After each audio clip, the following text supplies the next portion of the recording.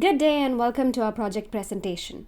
We are Credit Suisse Group 2 and the candidate numbers of the 5 members of our group are as mentioned here on the slide.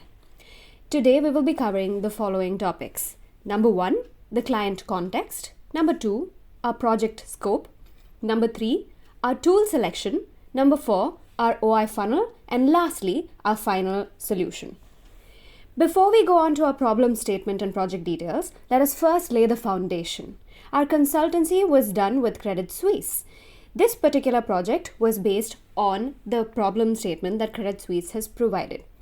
Credit Suisse was founded in 1856 and specialized in private banking, wealth management, and investment banking. It is headquartered in Zurich, Switzerland, and has more than 45,000 employees from over 150 different nations, with offices in over 50 different countries. Now, let us set the context. An important aspect that influenced the work atmosphere was indeed the pandemic, with massive rises in cases and deaths and office closures occurring worldwide. Credit Suisse had to rethink what was a normal way of work until then. The O2 Business Survey that analyzed the work landscape showed that 45% of employees want flexible working atmosphere for a better work-life balance. A majority of employers plan to transition to a permanent hybrid working model with around 2 to 3 days spent in the office. 92% of employees believe that employers should enable fast and easy communication between people, devices, and networks. Hence, with changes in working conditions being the need of the hours and employee flexibility and health being crucial conditions, Credit Suisse launched the Way We Work program that gives employees greater flexibility and choice for their own working arrangement to have a good work-life balance. A bank-wide survey also revealed that productivity was highest among employees who opted for the most flexible work models, and that there were challenges for virtual collaboration and negative impacts of remote working on performance evaluation and career development. These preconditions and needs for changes cumulatively led to the project that Credit Suisse initiated with us. This was to determine the future of work at Credit Suisse. That is, how does Credit Suisse sustainably transform its workplace environment into a space where employees catch energy? So what was the project scope? The problem opportunity statement was narrowed down and in conjunction with Credit Suisse themselves, as shown below. We wanted to create a customizable, collaborative, and modern workplace solution for low to mid-level management employees in European corporate offices, addressing employees who lack a desire to return to the office and achieve a sustainable transformation of the workplace using a hybrid work setup that pioneers higher productivity and satisfaction and enable employees to feel motivated as well as energized. After several internal discussions and meetings with Credit Suisse, we arrived at the 2 key user personas that would guide our project design and for whom we would broadly cater the solutions of our project to. The 2 different personas are as shown on the slide here. The first persona is Michael Scott, our analyst. He does not want to come back to work full-time and finds flexibility in timing and workplace as desirable. He desires flexibility in timing and workplace and would prefer to complete chores as well as work. He hears a lot of water cooler talk about wanting hybrid work and has a comfortable work setup already waiting for him at home. The second persona is Dwight Schrute. He is a manager. He views many benefits in coming to the office full-time, sees that the office is a means to develop the team capabilities and culture, and sees employee motivation falling. He is the first one to turn up and the last one to leave the office. These are the 2 different personas that we broadly catered our project to. So now that we have established the project scope, developed the problem opportunity statement with guidance from the client, and identified our user personas for the project, it was time for us to select our open innovation tools. For carefully selecting our open innovation tools, we compared lead users, crowdsourcing, open source, open innovation intermediary, and Innomediary against 5 parameters. First one was the type of problem the tool helps us to solve. Secondly, how resource intensive it is to use the tool. Third, how big of a network size is required to employ this tool. Fourth, on what is the challenge that using the tool usually involves. Fifth, on the benefit of the tool. And lastly, we also looked at the part of the open innovation funnel we can use the tool for. This comparison led us to select Innomediary, Crowdsourcing, and Open Innovation Intermediary as our open innovation tools to solve the specific problems for our project. For the pre-ideation stage, we needed to understand the current market trends for the remote or hybrid working, identify the gaps in the current office space design, and have access to a large number of resources, but with a limited budget. We selected Innomediary as our open innovation tool of choice. For ideation, we wanted a wise and diverse crowd that understands the demand and challenges of the modern workplace, hence crowdsourcing was selected. As crowdsourcing provides innovative solutions through the crowd's diversity and creativity, we also wanted to reach out to experts to understand the problem and find specific solutions to solve challenges of the modern office design and environment. So in addition to crowdsourcing, we wanted to leverage on the experience of people with diversified skills and industry knowledge, also known as solvers in the world of open innovation, and connect these solvers to seekers, that is Credit Suisse seeking this knowledge, in our case, to bridge the structural hole that can help solve Credit Suisse's challenge. This is the composition of our open innovation funnel. It has 4 stages in total, with pre-ideation as the first stage, which involves us to get better understanding of the current state of Credit Suisse, and we use the open innovation tool Innomediary by conducting research and site visits. For the next stage, based on inputs from pre-ideation, we used open innovation tools of crowdsourcing and open innovation intermediaries to perform ideation in order to gather innovative ideas. All these ideas were gathered in the raw form, however. So for the next step of open innovation funnel selection process, the raw data was aggregated and filtered to form our themes and ideas, which were then presented to the client for client selection. For the last step of retention, through closed innovation process, our innovation framework was developed, and we also developed a final prototype by testing its feasibility, viability, and desirability. Now that we have outlined how we selected our open innovation tools and where we use them in the respective parts of the funnel, let's see how we conducted our pre-ideation stage and the activities involved during the process. For conducting our research, we accessed the online forums, communities, industry reports to understand the market trends by using targeted keywords of workspace, which were customizable, collaborative, modern, flexible, and lead to productivity, satisfaction, motivation, and energy in the workspace. From this, 4 themes emerged. Physical, which involves sensory customization of workspace involving physical design in order to understand the meaning of satisfaction. Digital, involving cutting-edge collaborative technology. Phygital being the combination of physical and digital, which refers to creation of a human experience, which enables culture of meaningful and purposeful office. And lastly, well-being, that involves focusing on employee health and well-being. Now in the next slide, we can see some of the most common trends for office workspace. Dedicated zones or spaces for employees to create or innovate, collaborate with other employees at the office and meeting rooms, concentrate when they require some quiet time to focus, and connect and recharge with other employees.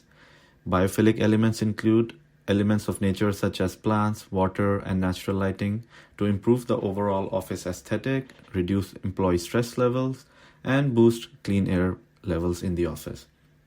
Using sustainable methods and creating an office space with sustainable resources and materials will create a sense of purpose and meaning for the employees. Beyond physical elements of an office space, digital technologies are also important to improve employee satisfaction and support for hybrid and collaborative work. This is enabled by technologies such as augmented reality or AR workstation, which allow you to switch from physical world to a digital one in seconds. Other smart office technologies such as personalized lighting make employees feel at home and reduce headache, eye strain, and increase productivity. Smart heating, ventilation, and air conditioning systems monitor the quality of air, increase personalization and customization, reduce energy use, and provide analytical insights for Credit Suisse. Now, when these physical and digital elements are well integrated, this leads to a phygital world, which replaces the employee experience and focuses on the human experience to foster innovation, collaboration, and culture building. With a great emphasis on health and wellness, employee well-being can be improved via physical and social initiatives such as bike-to-work scheme, office gym, yoga, mental health support and initiatives, and having neurodiverse spaces for suiting to different psychological needs to promote diversity and inclusion. In line with the open innovation practice to seek diverse knowledge, the team conducted distance search. As part of pre-ideation, intermediary research to explore solutions outside the boundary of the bank working environment and increase the probability of exploring an innovative solution, the team conducted site visits to various sites in London across different industries. We visited a new co-working space, Uncommon, to learn the new innovative trends and practices, and found biophilic elements such as greenery with plants and creative use of innovative lighting with a customizable workspace that can be personalized to suit personal needs. For retail, we paid a visit to a luxury skincare brand Aesop that has award-winning store designs owing to the creation of a Zen environment incorporating elements of sensory experiences such as smell and design architecture. Lastly, to learn about innovative technology, we visited Samsung's latest experiential center at King's Cross. It showcases latest technology such as AR workstations, VR headsets, cutting-edge screens that can enhance employee productivity and collaboration. Next, all the information gathered in the pre-ideation stage helped us to design our activities for the next stage of the funnel, ideation stage. In ideation, we use the open innovation tools of crowdsourcing and open innovation intermediaries. Now let's have a look in detail for our ideation stage. What activities did we do and what was the outcome of this stage? Broadly, we ideated using two open innovation tools, crowdsourcing done via a survey questionnaire, and open innovation intermediaries that involved an innovation event. The first OI tool we used in the ideation phase was crowdsourcing. Our crowdsourcing had 5 phases. The first phase was validating why crowdsourcing was useful to have as part of our OI tool stack to solve for Credit Suisse's problem. We liked crowdsourcing because we wanted to garner a lot of responses from a diverse group of people. The more diverse from the financial industry, the better. Crowdsourcing worked great for this because we could put out an open call on a multitude of platforms to a distributed audience in order to get a fresh perspective of ideas. We also believed that we had the mechanisms to hopefully ensure a wise crowd, which is an important factor in crowdsourcing. According to James Surowiecki, a wise crowd is independent, decentralized, diverse, and aggregate. We can ensure independence because we would be crowdsourcing ideas in the form of an individual survey, where people wouldn't be influenced by the responses of others. We can ensure decentralization and diversity because we could reach out on multiple platforms and reach different people operating in different academic or professional contexts. Finally, we can ensure an aggregation of ideas by formulating questions in the survey that could then be encoded and properly processed using Excel. The second phase was understanding how to order the tool. We chose to place crowdsourcing as the first tool used in the ideation phase of our funnel because we wanted to begin with a large pool of ideas that we could later refine. It would also help us assert the current needs of people already or about to begin working, as well as access dynamic perspectives from across industries. We agreed crowdsourcing would help us gather diverse ideas, and that this, paired with the refining of ideas using OI intermediaries as the second tool in ideation, would make the selection phase of our funnel easier. The third phase was understanding why we aimed for the crowd in question. Based on our discussion with Credit Suisse, we knew the following types of individuals would give us diverse but relevant ideas to help solve the problem at hand. Experienced working population with access to workplaces previously, younger college population who were going to be initiated into the workforce soon, and diverse crowds with cross-industry knowledge. Hence, we chose platforms that we knew had the presence of these types of individuals. This fed into phase 4, ensuring that the client problem opportunity statement was properly connected to the tool. To do this, we formulated our questions to be relatable to the needs of multiple types of people, not just individuals constrained to the financial industry, as Credit Suisse requested, that each employee's needs would somehow resonate with at least some of the questions asked in this survey, and that the ideas generated would provide the foundational solution components that we would work with in the later phases of the funnel. Phase 5, which is reflections, will be discussed after going through the survey design and the responses. After validating crowdsourcing as our first tool, we approached the questionnaire design as follows. On the one hand, we had a series of close-ended sliding scale questions. This was used to gauge what employees value in their workplace. The questions were an imperative way to provide empirical support for the idea prioritization that would take place in the later funnel phases of selection and retention. An example of this sort of question was, rate the importance of having spaces and ways to recharge in your workplace from 1, not important at all, to 5, extremely important. The second types of questions were open-ended, imaginative questions. These were centered around two aspects of the contextualized research framework, digital and physical. For physical, we focused our questions around lighting and the workplace itself.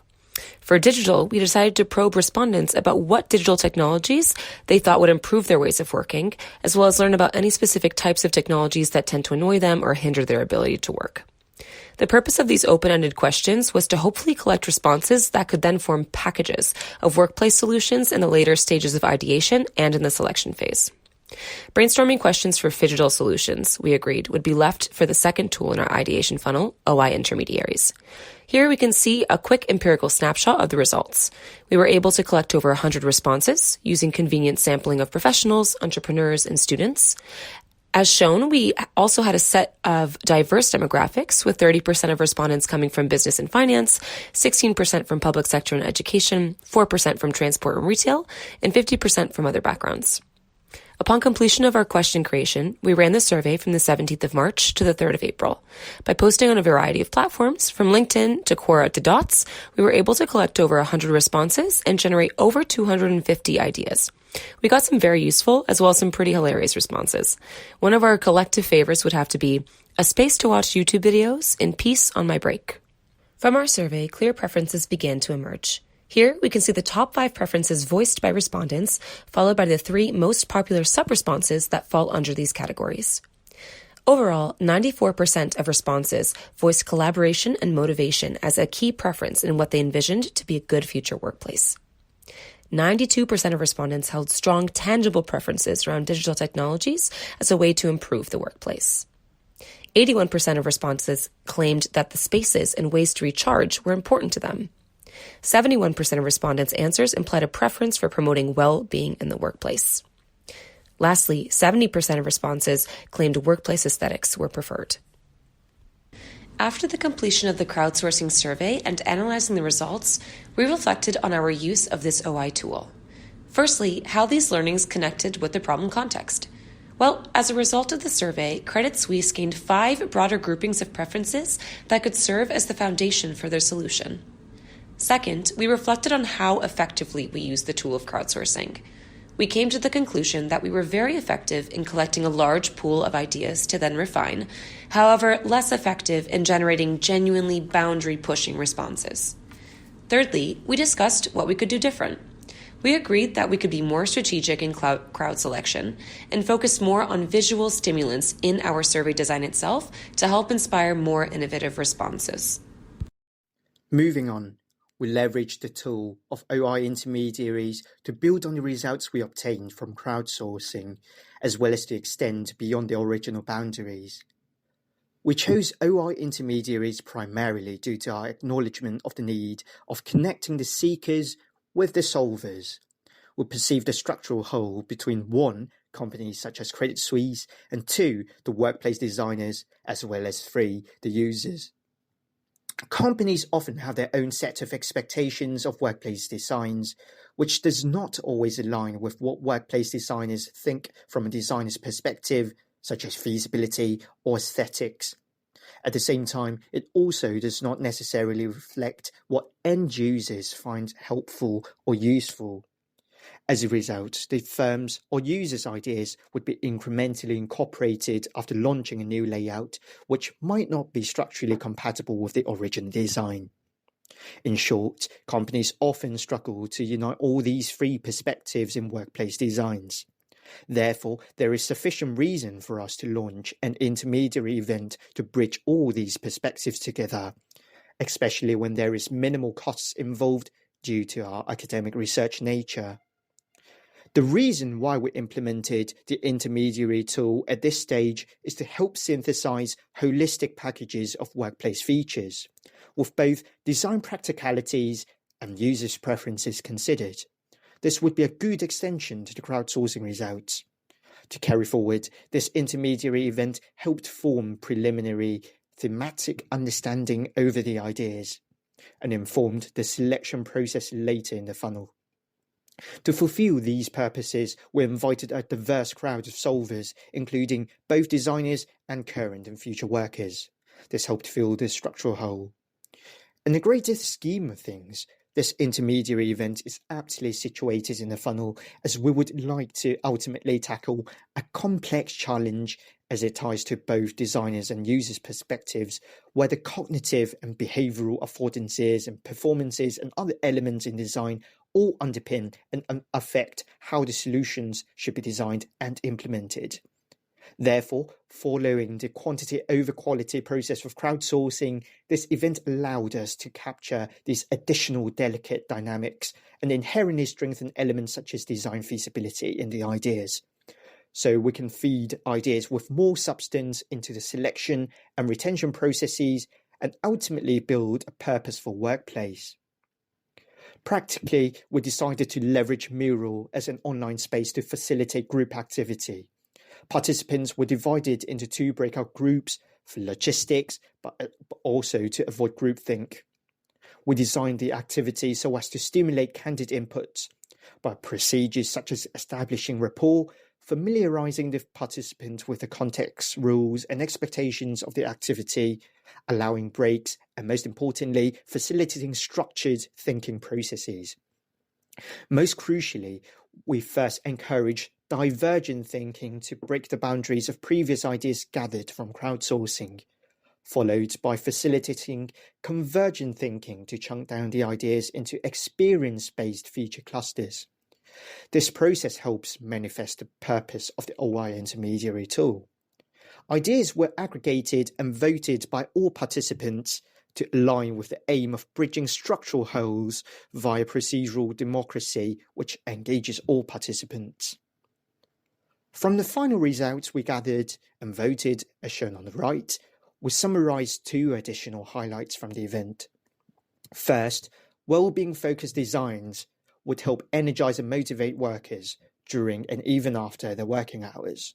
Second, customization is the key pivot to productivity and collaboration as it enhances individual human experiences when engaging with the artifact of the workplace.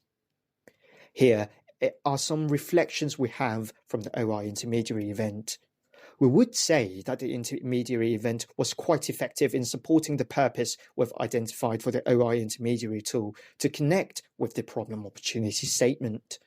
This OI intermediary process allowed us to ideate high-quality ideas due to its consideration of both users and designers' perspectives for further selection, following the large quantity of, although unstructured, ideas from crowdsourcing.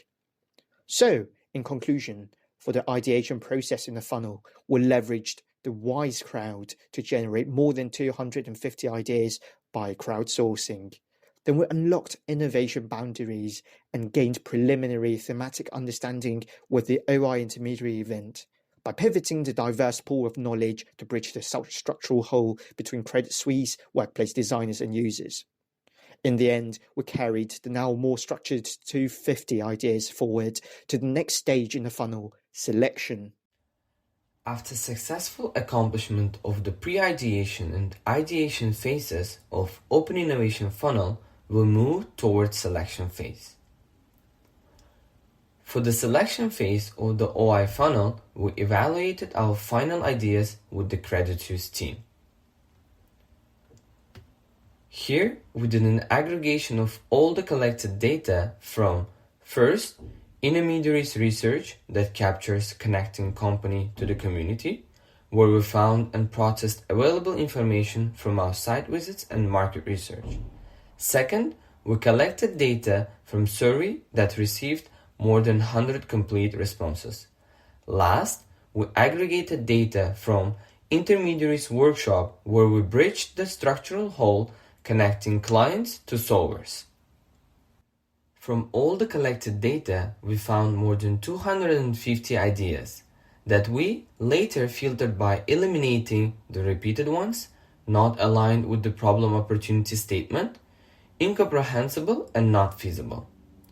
Moreover, systematic feedback was provided by the Credit Suisse team that allowed us to conduct the processes of prioritization and validation of our ideas. Finally, we reduced the number of ideas to 14. These are the 14 ideas that we found. Leveraging the early thematic patterns which we identified in the OI intermediary event, we categorized these 14 ideas into 4 major themes, such as productivity, well-being, collaboration, and environment. Recombination approach that captures infusion of ideas and ideas crossover allowed us to streamline our 14 ideas into 7 final ones. Here are the 7 ideas that we synthesized. First, smart standing desk that conforms to individual preferences. Such desk can adjust temperature and lighting, measure heart rate, and monitor head, neck, and arm positions.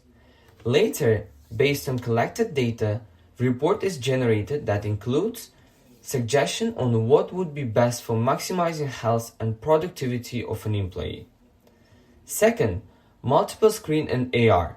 Augmented reality glasses can project up to 5 virtual displays around employee, which allow to work simultaneously on multiple screens. Third, recharge floor that has different game zones, nap pods, meditation sessions, and other facilities where employees can take a break from work. Fourth, collaborative zone that encourage employees to discuss ideas and solve problems as a unit. By creating spaces that inspire creativity and innovation, it creates a greater sense of belonging and originality. Fifth, rooftop terrace that would allow employees to breathe fresh air and be in nature as well as meet and chat with colleagues. Sixth, room atmosphere that includes biophilic environment, natural lights, and scented rooms. And last, focus zone where employees can absorb, develop, and refine ideas and work on their individual tasks in the quiet area. Finally, we mapped our selected ideas into 4 main themes that we identified earlier. To reach our final outcome. To summarize, our objective was to sustainably transform Credit Suisse workplace environment into one where all employees catch energy through ideas around physical, digital, and phygital, as well as well-being initiatives in our pre-ideation stage. Our ideation through crowdsourcing and OI workshop led us to over 250 ideas. We then filtered these ideas down to 14 within our selection and ultimately 7 that were retained through a prototype. We will now show a detailed prototype that is feasible, desirable, and viable, which we created using 3D software. An office space should be a powerful tool to foster engagement, inspire innovation, and drive productivity. From our outcome of the crowdsourcing and selection phase, it was no surprise that having access to windows and natural light can lead to a better day at work. Windows that provide their workforce with natural light automatically creates an environment that is soothing and stimulating. The large walkaway allows employees to experience and explore ways of catching energy from room to room. Dialogue, communication, knowledge sharing, and cooperation are some of the fundamental axes of a collaborative work. Hence, we have designed several collaborative spaces in consideration of the company's culture, but also the team's culture, productivity and efficiency, as well as their general well-being at work. A good working environment in which participation and collaboration are included has a direct and positive influence in the performance of individual employees. Hence, powerful VR-ready workstations are available that enable employees to visualize, simulate, and develop realistic virtual environments. And using the technology, employees can create, experiment, and troubleshoot virtual models, products, and designs in a cost-effective way. By having a defined workplace, it is much easier to focus and get down to the task at hand. It helps get employees into the right headspace to work. A quiet, relaxed office environment can support this, and this can be achieved by modifying the office layout. Focus zones are quieter spaces in a busy open plan environment where employees can escape the distractions and concentrate. They're also useful for touchdown working. Some of the more common ones include planners and monitors, which will check your energy levels and tell employees if they need a break and remind them of their next appointments. And this has been designed to increase personalization and customization. Now that we have seen the prototype, we have plotted a human experience map in which we looked at the customizability that can enable work from home, comfort, and these diverse recharging options for different personalities. These initiatives will actually drive change to recharging and working needs of each individual's, and this will result in creating an empathetic workplace that enables employees to catch energy naturally, and it will actually satisfy the needs of the employee by enabling a higher productivity and more well-being in the office environment that will further create satisfaction for the employee and also build a sense of trust and autonomy for the workplace, and this hence will lead to a purposeful workspace culture. Now that we had our solutions and prototype, it was time to focus on making the selected innovation and solutions implementable by focusing on the desirability, feasibility, and viability of the solutions we presented.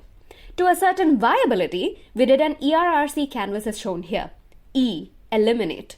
Through an analysis of existing solutions, contextual analysis, and conversations with the client, we ascertained that we did not eliminate any particular aspect. Hence, we represented that with a little smiley. R, raise. A focus on mental health and well-being by catering to the different needs of people and having options open for everyone. A comfortable environment as well as the comfort of using tools by having customizable tools as well as a wide variety of options. Opportunities for purposeful collaboration by increasing the comfort of doing so using infrastructure as well as tools. And lastly, the capabilities for hybrid work using the pillars of technology, infrastructure, senses, etc. R, reduce. Stress levels of employees by increasing a focus on well-being and options to relax in a way that they deem fit. Collaboration boundaries by dismantling the tools and infrastructure boundaries that prevented collaboration, as well as work in silos through increased collaboration. C, create. We contribute to the creation of a customized work atmosphere and environment that involves relaxation as well as the needs of the future generation using new technology. We then analyze the viability by analyzing our solutions using a time-cost analysis. We concluded that the room atmosphere would cost the least and take up the least duration, while recharge floors would take the maximum duration as well as cost. The other solutions lay in between as shown here in the graph. This then led to the rollout plan that we designed to ascertain feasibility. If we assume that implementation starts in Q3 of 2022, the timeline is as illustrated here. The implementation, duration, and start dates were based on the time cost analysis with maintenance running right from Q4. The milestones for implementation for year 1 is to achieve quick wins by implementing the 3 solutions that needed the least duration and cost. Year 2 includes launching and retaining the remaining solutions. Everything else is as mentioned during the slide of the time cost analysis. Lastly, to recap, the retention phase is as shown below. 7 ideas remained after recombination. The prototype and tests of feasibility, viability, and desirability were done. And lastly, the ideas were underpinned by the human experience. This brings us to the end of our presentation. We had a productive and insightful time through the process and had fun while at it. Thank you so much for listening in.